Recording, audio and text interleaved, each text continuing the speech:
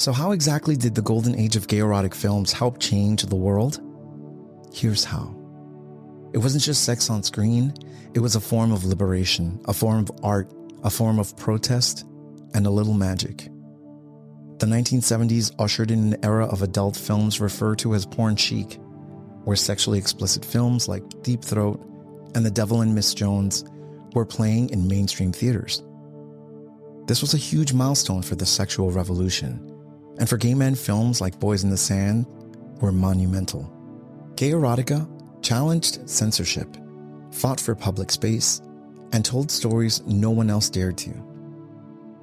These films engaged with real-world politics, police harassment, and the threat of outing. 8mm loops, art house theaters, and underground studios weren't just producing porn, they were rewriting what it meant to be seen, to be free, and to be proud. These films laid the groundwork for gay and queer visibility in a world that tried to keep it hidden, and played a very important part in the lives of gay men for the past 50 or 60 years. This is Demystifying Gay Porn. My name is Ike Grande, and if you watch gay porn, I've definitely helped you get off.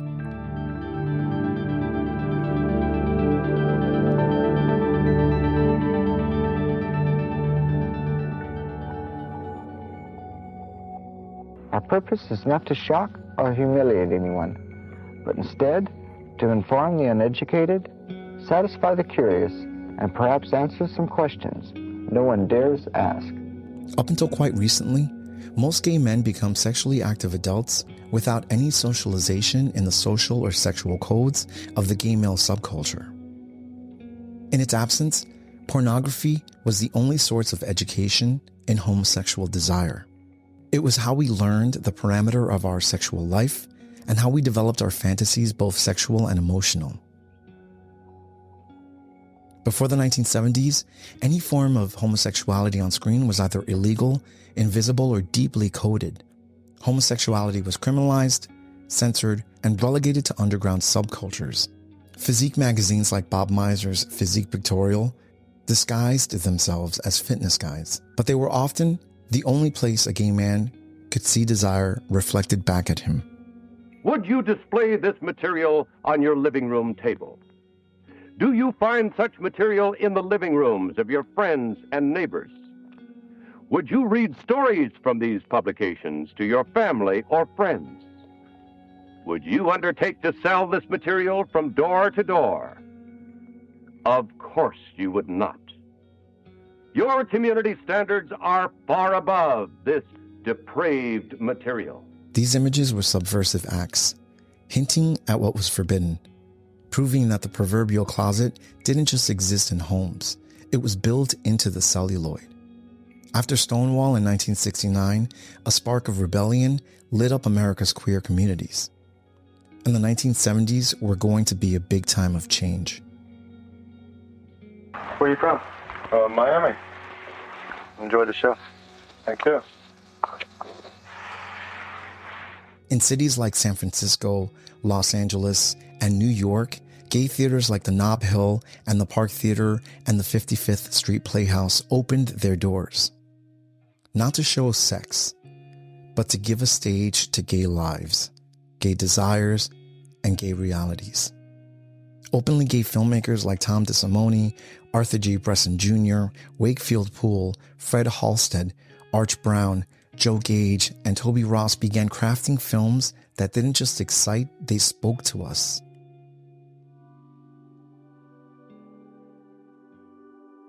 What set the golden age apart from today's industry was its creativity. These films weren't just bodies in motion. They had narratives, characters, and sometimes even poetic cinematography. Bresson's Passing Strangers is one part sex film, one part romantic drama. Toby Ross blended documentary with fantasy. And films like Nights in Black Leather walked the line between noir and erotic odyssey. Many of these directors drew inspiration from avant-garde cinema, European New Wave, and American independent film of the time. Many of today's historians, writers, and scholars view this integration of film practice and gay life as homo-realism. The homo-realist pornographic films of the 1970s captured knowledge of the patterns of gay life, from everyday casual sex, cruising techniques, practices, and locations.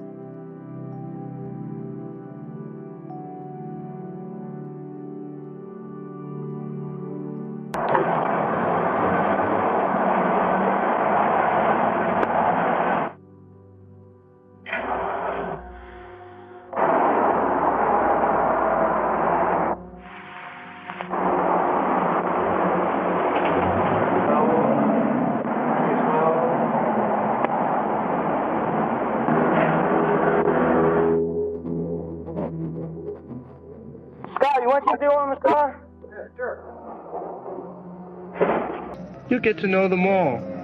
Phew, what about that guy there, the one with all the keys? We call him the Jingler. He's an artist at giving head. How do you know? Trust me, I know. I sit here at the Oval all the time, checking out the good stuff. I love watching guys cruise. You know, Joel, everybody's got his own style, a little something that sets him apart. You really think so? Oh, yeah. Just like Vittorio De Sica and the wave of neo-realist filmmakers that emerged from a post-World War II Italy, these homo-realist filmmakers managed to combine a political perspective on sexual freedom and gay liberation with a form of erotic entertainment. Beyond the screen, these films created community. Gay men gathered in darkened theaters, yes, of course, for the sex and the thrill, but also for a shared experience they couldn't find anywhere else. These spaces were more than porn theaters. They were sanctuaries. Watching someone like yourself love, desire, and exist in film was affirming in a world that erased you. And as I've heard from so many fans of the podcast and this channel, it was the first time you didn't feel alone. I try to call you. Come on, let's go.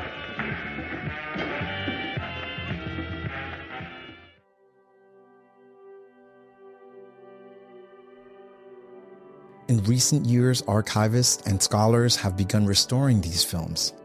Institutions like Frameline, UCLA, and the Bresson Project have brought these reels back into the light.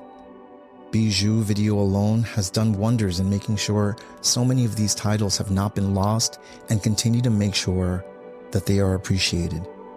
Younger queer artists and filmmakers are studying these works not as kitsch, but as essential queer cinema. They are being screened at festivals, written about in journals, and rediscovered by a new generation who, just like I, when I started this journey 2 years ago, are hungry to understand where we came from.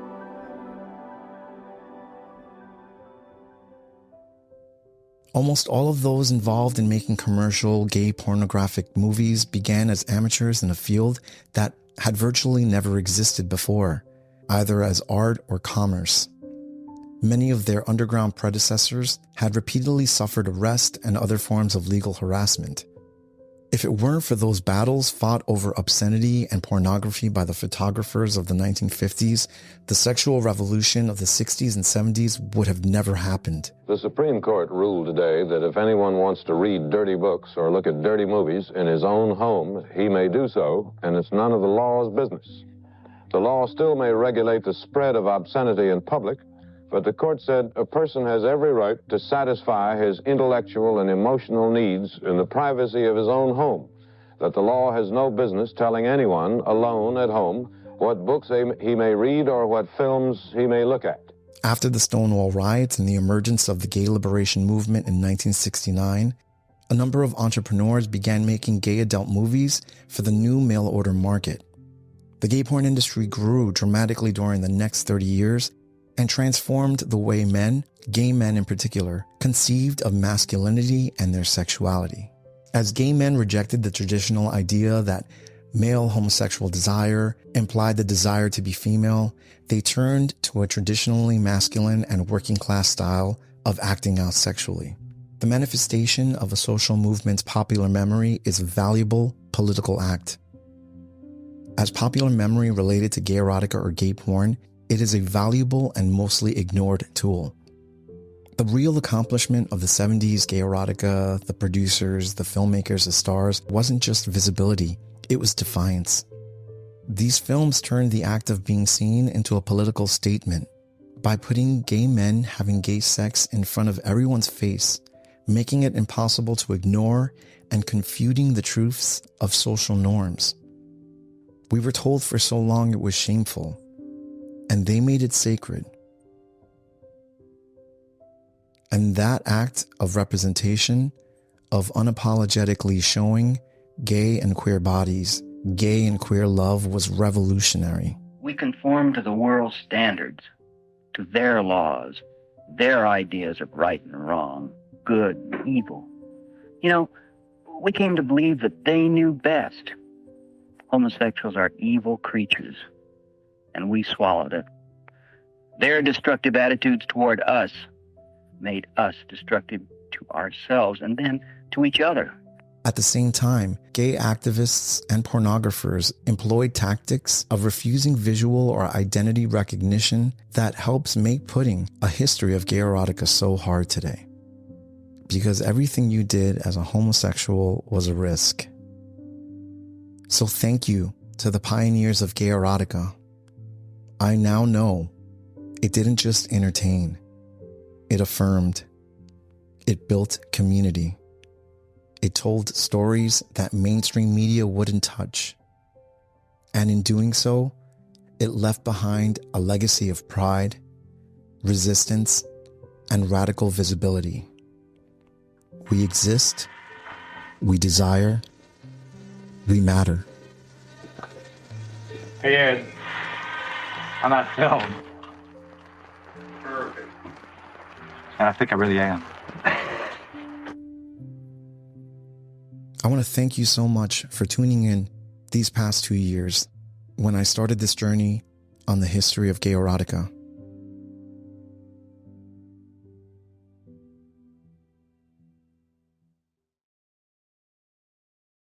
You've been watching Demystifying Gay Porn. I'm your host, Ike Grande. Demystifying Gay Porn can be found on every podcast directory as well as YouTube. Demystifying Gay Porn is on X, Facebook, Instagram, Substack, Threads. And if you like what you're watching or listening to and want to be a part of the process, head over to patreon.com/demystifying gay porn, where you can support this podcast and YouTube channel, and I can continue making content like you've just enjoyed. As always, don't forget to subscribe, give this video a like, leave a comment, and let me know what else you'd like me to cover. This is Demystifying Gay Porn. My name is Ike Grande, and if you watch gay porn, I've definitely helped you get off.